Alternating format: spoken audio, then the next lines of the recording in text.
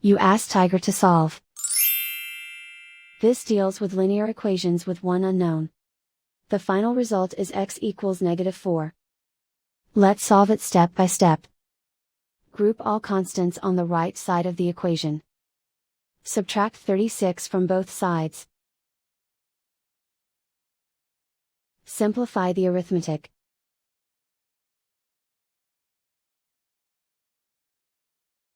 Isolate the x. Divide both sides by 9. Simplify the fraction. Find the greatest common factor of the numerator and denominator. Factor out and cancel the greatest common factor. And so the final result is x equals -4.